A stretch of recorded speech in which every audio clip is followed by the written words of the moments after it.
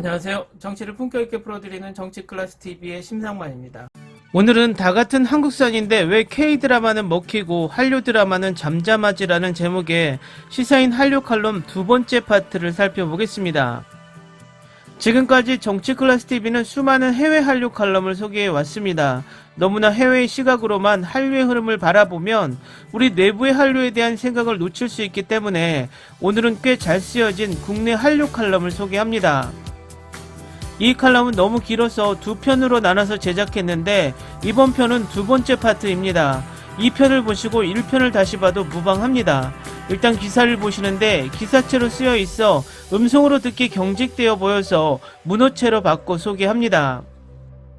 K드라마 특유의 스타일을 조명하려는 시도가 보입니다. 스탠포드 대학 데프나 주어 교수는 지난해 11월 9일 스탠포드 뉴스 인터뷰에서 K드라마의 히트 이유를 예측 가능성과 독창성의 균형을 주된 특징으로 꼽습니다. 그가 지적하는 예측 가능성은 그간 국내에서 한국 드라마의 클리셰라고 지적해온 바와 대체로 겹칩니다. 극빈층이 부자가 되고 부유한 남자가 가난한 여자를 만나고 자녀가 부모의 뜻을 거역합니다. 사실 그가 한국식 전개로 꼽는 독창적 요소 몇몇도 국내 관객에겐 익숙합니다. 가령 등장인물은 연장자를 공경하고 아들, 딸은 효도를 합니다. 그의 언급에서 특히 눈에 띄는 대목은 인관화입니다. 한국 드라마는 가장 냉담한 억만장자조차 인간화하고 관객이 그에게 관심을 갖게 만든다라는 것입니다. 문화평론가 정덕현 씨 역시 한국 장르물의 특이한 점으로 인간을 꼽습니다. 한국 드라마는 어느 장르든 인간이 보여야 흥행합니다. 미제 사건을 다루는 내용 등의 장르물 가운데 미국에서 먼저 나오지 않는 소재가 있을까요? K드라마는 이걸 들여와서 한국적 색깔을 입혔습니다. 같은 범죄물이라도 어떻게 죽일까만 고민하는 게 아니라 형사가 어떻게 살릴까도 생각하는 겁니다. 이게 한국형 장르물의 특성입니다. 다른 하나는 사회적 메시지입니다. 장르물의 형태를 빌려 사회 구성원들이 느끼는 첨예한 갈등 지점을 직설적으로 꼬집는다는 것입니다. 최근 흥행하는 K드라마들이 대체로 디스토피아를 배경으로 한 것이 우연이 아니라고 그는 말합니다. 왜 한국 드라마는 더 직설적이고 사회 비판적일까요?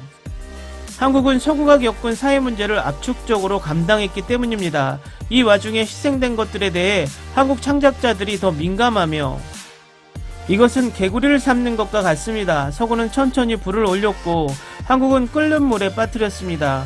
한국 드라마를 보는 서구 관객들은 자기들도 같은 문제를 겪고 있다는 사실을 뒤늦게 알아챕니다.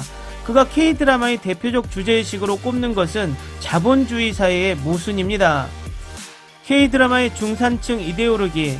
기자 출신 아시아문화 연구자인 정호재 씨는 최근 다시 K를 보다라는 책을 냈습니다. 정 작가는 최근 인기를 얻은 K드라마들이 단순히 사회 비판적인 것을 넘어 어떤 지향점이 있다고 말했습니다.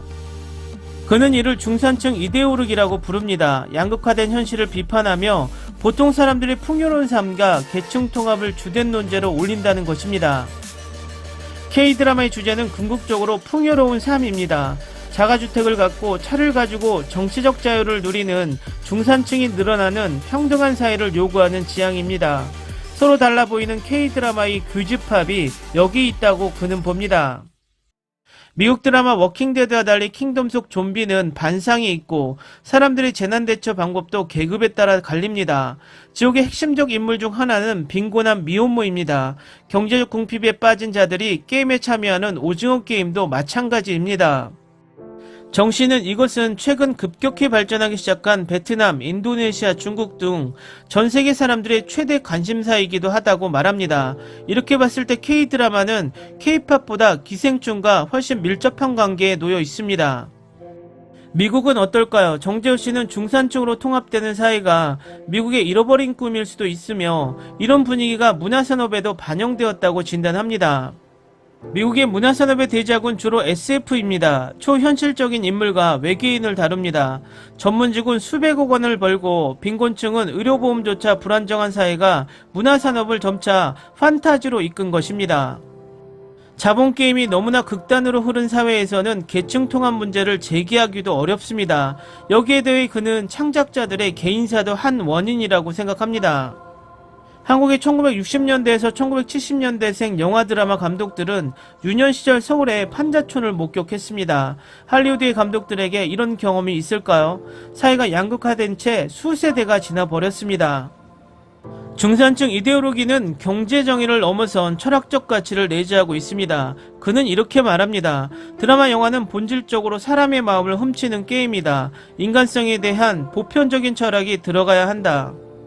K드라마의 중산층 이데올로기는 다수 일반인의 평범한 욕망을 겨냥한다. 따라서 도덕적, 보편적 인간관을 담고 있다. 책에서 그는 이 가치관을 두고 아시아적 보편성이라는 표현을 씁니다. 내용은 단순합니다. 공자의 군자론과 비슷한 바른 사람이 되자는 것입니다. 세계 평화를 이야기하고 아이들에게 꿈이 되는 평범한 윤리에 가깝습니다. 뻔히 보이는 윤리를 담는 K드라마 속 대사 연기는 종종 신파라는 혹평을 듣기도 합니다. 그런데 레지나 킴에 따르면 예상외로 미국 시청자 다수는 K드라마의 신파 연기를 극찬합니다. 지역적이면서 보편적인 작품이 세계에서 통한다는 생각은 기생충의 아카데미 수상 이후 상식이 되고 있습니다. 무엇이 지역적이고 무엇이 보편적일까요? 넷플릭스를 타고 불러온 K드라마 바람은 힌트가 될 만한 사례를 점차 늘려가고 있습니다. 칼럼 잘 보셨나요? 전체적으로 K드라마의 성공 요인을 크게 두 가지로 이야기하고 있습니다.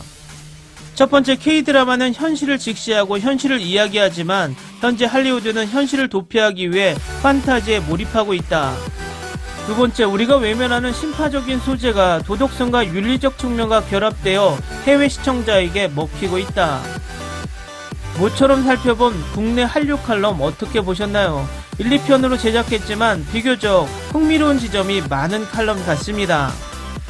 다음은 위 내용을 증명할 수 있는 K드라마 한 편에서 나온 명언들입니다.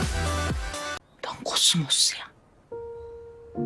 아직 봄이잖아. 그러니까 너무 초조해하지 마. 할머니 보니까 예쁘게 폈어, 코스모스가. 20대잖아요. 좋던 팔자도 꼬일 때죠. 아무리 갈증이 나도 바닷물을 마시면 안 되죠.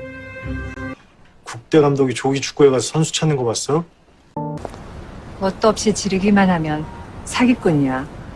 수습하면 네 아빠고. 젊어서 고생은 사서도 한다는 옛말이 있어. 고생 저한테 사세요. 내 싸게 팔 테니까. 왜 캐비어로 알탕을 만드나? 몸이 힘들수록 생각은 또렷해졌다. 난 똥 쌌는데 네가 왜 힘을 줘? 후회는 선택하는 순간에 오진 않잖아요. 과정에서 오지. 저는 그냥 호의로. 상대가 원치 않는 호의는 오지랖입니다. 상황이 길어지면 자신감이 멀어져요. 다른 사람의 의견이 너의 현실이 될 필요는 없다. 레스 브라운. 지도 없이 배 타면 죽는다고.